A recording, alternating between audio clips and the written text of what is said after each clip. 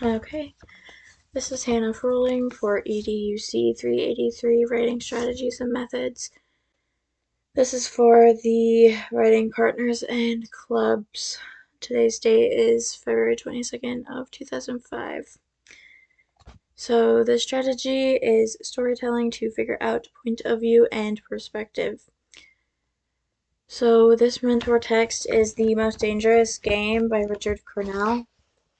I've read this outside of doing this video lesson, and it took me a while to read this. So it was about 15 pages long,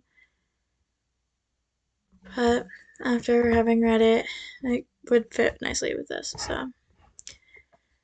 So the activity is, after reading the text, talk about the questions, how you would change the text. Did you affect the feeling or tone of the text?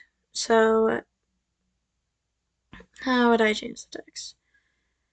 I didn't really think it needed change that much, but I would definitely add in like maybe some more to the solution, or like a little bit more to the problem, just to add a little bit more suspense and kind of keep you reading. Um, it would probably change the feeling of the text because it was definitely a struggle to get through it. So think about what the perspective is of the story. So the perspective of that story, I think it was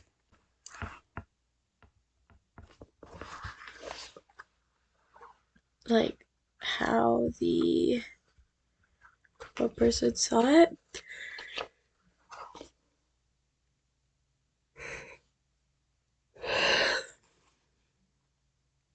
So what is another perspective that they could have used? Um, Another perspective that they could have used was like, what if they hadn't done what they did, or what if they had gone with a different way, or like what if they were in the wrong, or what if they were in the right. Um, so think about the voice that was used to tell the story in that perspective.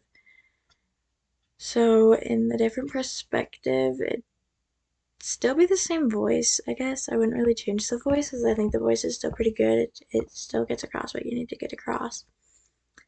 Because of that perspective, what details should be included?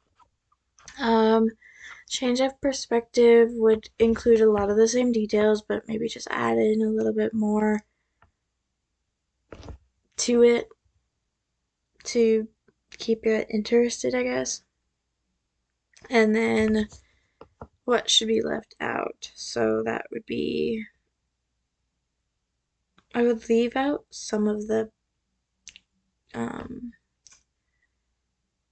extra, as I call it, as it seems to be like a lot of more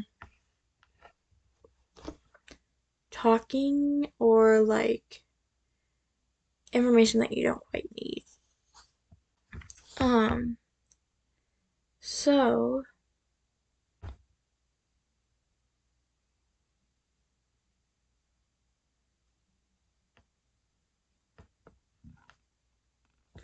how did the stories differ? So they differed because mine, I guess if I were to change it, it would have like a little bit more. It might be a little bit easier for some people to get through it, and it wouldn't be that hard to get through it.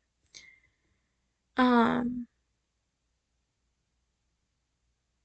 so I guess I would prefer mine, probably because mine would probably be easier to read to what I like to read, whereas the one that they wrote, it was like a lot more of like information than I thought I was going to be. And that's like not something I tend to lean towards when I'm reading. Um, and then like the final activity that I would include with this would be like make an anchor chart to remember the point of views and perspective, and like the differences between those, because point of view and perspective are two different things. Um, An example of an anchor chart comes from the Writing Strategies book, and on page 378, which is the one that this goal is found on, it does have an anchor chart at the bottom of the page. So something along those lines could help the students out with figuring out what point of view and perspective is, and like what each one is and how the differences are. Like this one shows that like the difference between first person, third person, like who's telling the story, and like what that person sees and hears. Um, I guess I don't know how you would write second person in as a point of view. And then perspective, like how does that person telling the story see it? So something along those lines, but like have the students do it so they remember it a little bit more. So I'd have them do that. I would definitely change this lesson by either putting in a different lesson, or not like a different lesson, but like a different story, like a different mentor text, just to make it so it's not just like a lot of information, and maybe a little bit. And I think I would start with the anchor charts and then work our way through the story, because that would be a little bit easier, because then they'll know what I mean when I'm talking about the perspective, instead of just having them like make the anchor chart at the end and then expecting them to know what perspective and point of views are before.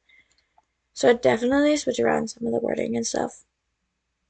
And then I would also probably add more to this lesson, because this is a pretty short lesson, because it is like just one strategy from this book. And some of these are like just little strategies, so they're not like very long videos slash lessons, I guess. So